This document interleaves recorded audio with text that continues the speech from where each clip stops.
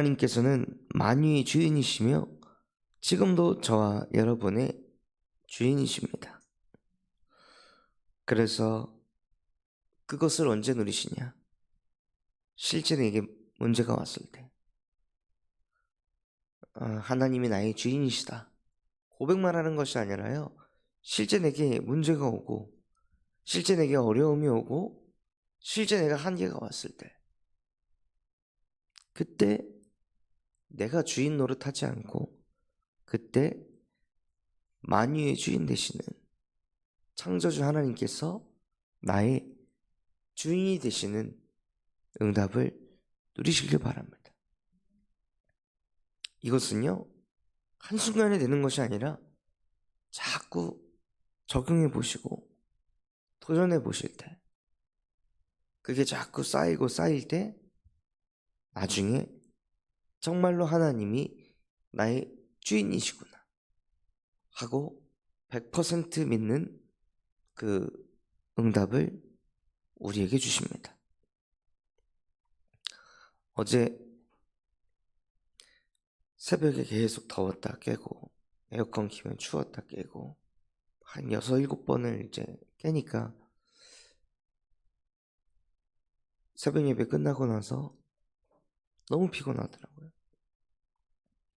그래서 좀 자야겠다 했지만 계속 아들이 놀아달라고 해서 결국에는 계속 놀아주고 새가족실 예배 세팅하고 하는데 몸의 기운이 쫙 빠지더라고요. 그리고 나서 목양실에 앉아있는데, 하나님, 내가 이렇게 기운이 없고 내가 이렇게 힘이 빠진 상태에서 설교를 하면 우리 성도분들이 힘을 받을 수 있겠습니까? 정말로 내 이런 육체의 한계, 나의 연약함, 이것을 내가 사로잡히는 것이 아니라 만유의 주인 되시며 모든 우주 만물에 있는 이름을 그리스도 이름 앞에 무릎 꿇게 하신 그 하나님께서 지금 나의 주인이 되어 주시옵소서. 그래서 내 연약함을 쳐다보고 부족함을 쳐다보는 것이 아니라 오히려 내가 약하기 때문에, 오히려 내가 연약하기 때문에 약한 곳 그때 강함 되시는 그 하나님이 나와 함께 하시는 것을 보게 하여 주시옵소서 하고 잠깐 기도하고 주인을 바꾸는 그 시간을 가지니까요, 하나님께서 힘을 주시더라고요. 되어지게 하시더라고요. 제가 막 영적 싸움하면서 주의를 보내는 것이 아니라 하나님이 나의 주인 되시고 그리스도께서 나의 머리가 되시니까요, 정말로 하나님이 항상 회복되게 하셔서 설교도 4번 다 할 수 있게 하시고 중간중간에 성도들과 교제하게 하시고 또 행정적인 일 처리하게 하시고 캠프로 인해 그 저녁에도 그 스케줄을 감당할 수 있도록 하나님께서 되어지게 하시더라고요. 그거를 보면서 진짜 주인 바꾸는 게 전부구나. 나의 주인이 내가 되지 않고 창조주 하나님이 되실 때 모든 응답이 시작되는구나. 그것을 삶을 통해 다시 한번 확인하게 해주셨습니다. 그래서 진짜 우리가 삶 속에 문제를 만났을 때 그 여러 가지 문제인 것처럼 보이지만 그 만유의 문제를 단 한 가지의 문제로, 지금 내가 주인 되어 있구나. 이 문제의 주인도 하나님이십니다. 자녀의 주인도 하나님이십니다. 미래의 주인도 하나님이십니다. 하나님께서 모든 것을 풀어가실 줄 믿습니다. 그렇다면 내가 하나님께 맡기지 못하는 것이 진짜 문제 아닙니까? 하나님이 문제의 주인이신데 나 혼자 지금 조급해하고 나 혼자 불안해하고 나 혼자 애간장 하는 이 문제, 이게 진짜 문제 아닙니까? 그래서 하나님, 나의 주인을 바꾸기 위해 나에게 그리스도가 필요합니다. 다시는 나 자신을 위하여 살지 않고 십자가에 못 박혀 죽으신 그리스도를 위해 살도록 예수께서 나를 위해 십자가에 못 박혀 죽으신 줄 믿습니다. 그렇다면 정말로 복음이 나의 해답이 되게 하옵소서. 그래서 계속 삶 속에서 우리 성도분들께서 뭘 자꾸 체험하셔야 되냐면요, 복음이 답이구나, 다른 게 답이 아니라 복음이 답이구나, 아 진짜 예수가 그리스도시구나, 이게 계속 해답으로 부딪히셔야 됩니다. 이게 자꾸 부딪히는 그것이 최고의 응답입니다. 문제가 해결되고 상황이 바뀌고 환경이 바뀌고 사람이 바뀌고, 바뀌는 것을 보는 것이 아니라 아 역시 복음이 답이구나, 이걸 봐야 되는 거예요. 이스라엘 백성들이 출애굽을 하면서 무엇을 못 봤냐? 그 능력의 하나님을 자꾸 놓친 겁니다. 이번 주에도 이사야 17장에 읽은 말씀처럼 하나님께서 뭐라고 말씀하셨습니까? 네가 구원의 하나님을 잊어버리고 능력의 반석을 마음에 두지 않은 까닭에 다메섹이 무너졌다고 했습니다. 에브라임이 무너졌다고 했습니다. 에브라임도 야곱의 족속입니다. 에브라임도 한때는 이스라엘이었습니다. 그런데 그들이 결국에는 무엇을 놓쳤냐면요, 유월절도 지키고 예배도 하고 다 했는데 뭘 놓쳤냐? 복음이 답이 자꾸 되지 않았던 거예요. 이스라엘 민족이 출애굽을 하면서 홍해바다가 갈라진 것을 보면서 그냥 홍해바다 갈라진 것으로 끝났습니다. 그것을 가르신 하나님을 마음에 담아야 되는데, 요단강을 가르신 하나님을 마음에 담아야 되는데, 여리고를 무너뜨리신 하나님을 마음에 담아야 되는데, 여리고 무너진 것으로, 요단이 갈라진 것으로, 홍해바다 갈라진 것으로, 만나와 메추락이 떨어진 것으로, 그것으로 그냥 기뻐하고 그것으로 만족하고 그것으로 행복하니까 나중에는 그것이 없으니 무엇이 합니까? 아세라를 만들었습니다. 아세라를 만들고 또 다른 우상들을, 태양상을 만들어서 그것에 경배하고 절을 했습니다. 왜 그렇습니까? 하나님이 응답을 안 준다고 생각하니까, 하나님이 내가 원하는 거 안 주니까 다른 신을 만들어서도 내가 원하는 것을 가지려고 했던 거예요. 하나님이 우리에게 주신 것은 구원의 하나님이신데 그 구원의 하나님을 잃어버리고 이 이스라엘 백성들이 물질, 풍요, 부흥, 여기에 딱 초점을 두니까요, 다른 신을 만들어서라도 응답을 받아야 되는 그 상태로 가게 된 것입니다. 결국에는 복음이 해답이 되지 않은 거예요. 예배는 그렇게 많이 드리는데, 정식기도도 계속하는데 뭘 놓쳤냐? 복음을 놓쳤습니다.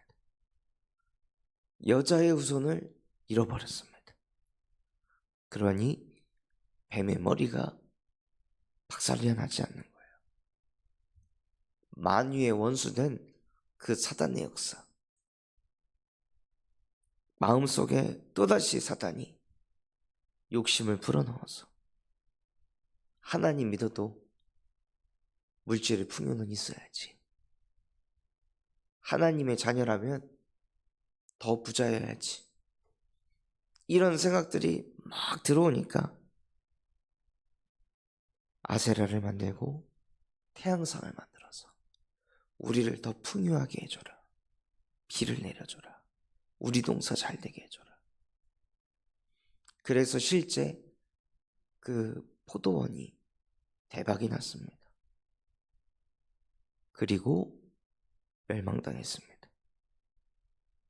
그 후손이 씨가 마르는 그 흐름으로 인도받게 됐습니다. 진짜 우리에게 필요한 것이 무엇입니까? 경제가 그렇게 필요합니까? 분명히 하나님께서는 너희는 먼저 그의 나라와 그의 의를 구하라 하셨습니다. 나머지는 하나님께서 더 하신다 약속하셨습니다. 그 복음의 말씀 붙잡고 도전해 보시면 안 되겠습니까?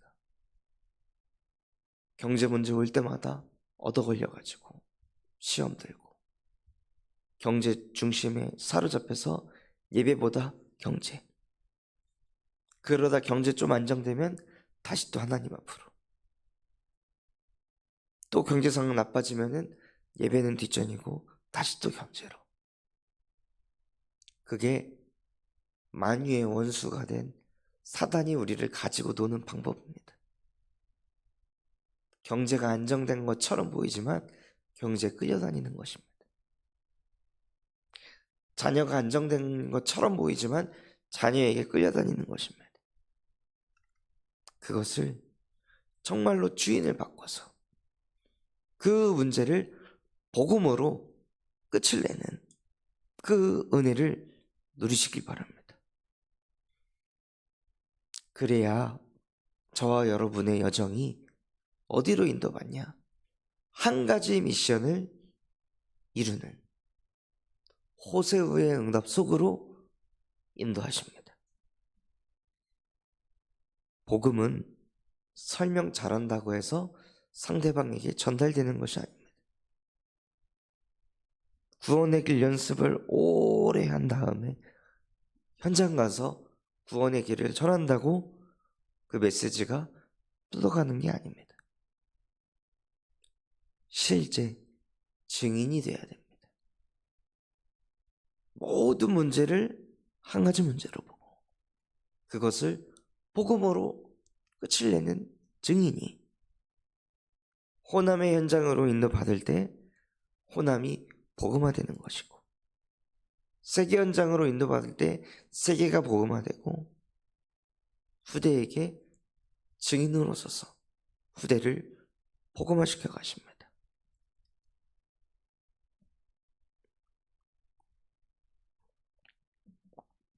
그래서 우리 위에 누가 앉으셔야 되냐?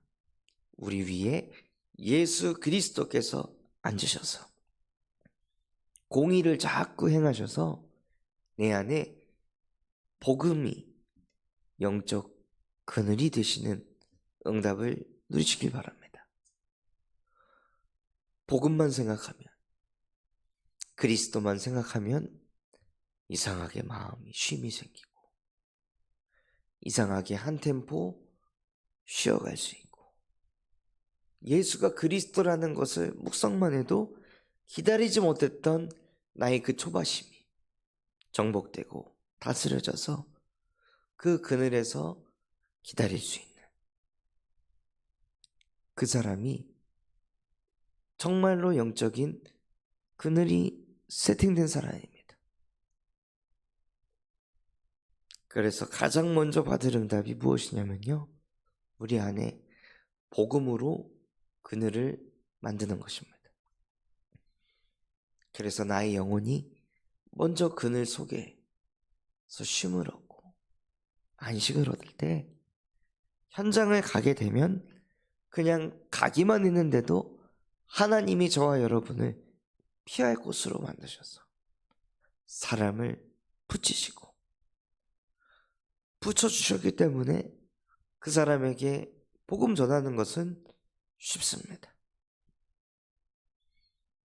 매주 인도받는 그 요양병원 현장 속에 제 안에 하나님께서 복음의 그늘을 세팅하시니 가니까 하나님이 새 가족을 보내주셨더라고요. 그래서 그 영혼에게 나의 그늘 되시는 그리스도의 복음을 전파할 때 정말로 그 복음이 그분의 피할 곳이 돼서 너무 은혜를 많이 받으시고 아멘 아멘 하시면서 하나님께서 다시 또 살아나도록 은혜를 끼치시더라고요.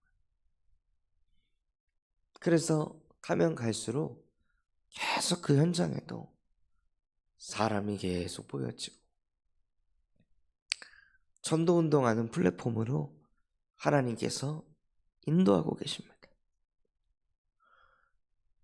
이것은 제가 막 열심히 해서 하는 것도 아니고 그저 제 안에 주인을 바꾸고 그리스도가 저희 머리가 되시고 저 또한도 인생의 문제를 맞을 때마다 자꾸 복음으로 끝을 내고 답을 내고 있으니까요. 하나님께서 혼한 복음화하는 미션을 이루게 하십니다. 우리 성도분들께서도 그 축복을 누리시는 은혜를 받으시기 바랍니다. 그래서 문제 올 때 낙심할 게 아니라 문제 올 때 한숨 쉴 것이 아니라 그때 복음으로 답을 낼 수 있는 기회가 생겼구나. 나의 믿음이 커질 수 있는 응답이 왔구나. 축복을 주셨구나. 하고 머리를 바꾸시기 바랍니다. 그래서 정말로 이번 한 주간 그 어느 때보다 나를 지으신 하나님을 자꾸 바라봐서 주인이 바뀌고 머리가 바뀌고 내 인생의 미션이 재창조되는 그 응답을 누리시기를 예수 그리스도의 이름으로 축원합니다. 부적은 말씀 가지고 합심해서 기도하겠습니다. 하나님, 정말로 문제를 만났을 때 그때 그 문제의 주인이 내가 아니라 하나님이 되시는 그 응답을 누리게 하여 주시옵소서. 내가 머리 굴리지 않게 하시고 그리스도께서 나의 머리가 되셔서 나의 모든 것을 인도하여 주시옵소서. 그래서 정말 그 문제의 답으로 복음이 될 때 나의 인생이 호세오를 이루는 미션을 이루게 하여 주시옵소서. 군산참 서원교회가 금토일 시대를 열고 세 가지들이 세워지게 하시며 청년전도 운동이 일어나고 8번째 렘넌트를 세우는 렘넌트 시스템과 성경적 다락방 전도 운동을 일으키게 하여 주시옵소서. 바티잔 선교원의 사역을 통해 미래를 살리는 7천 전문 지도자들이 세워지게 하시고 호프 동아리를 통하여서 군산대학교에 회당 운동이 일어나게 하시고 또 전북노예 캠프를 통해 12지역에 전도운동을 일으키는 망대가 세워지게 하여 주시옵소서. 그런 마음과 중심을 담고 합심해서 기도하겠습니다.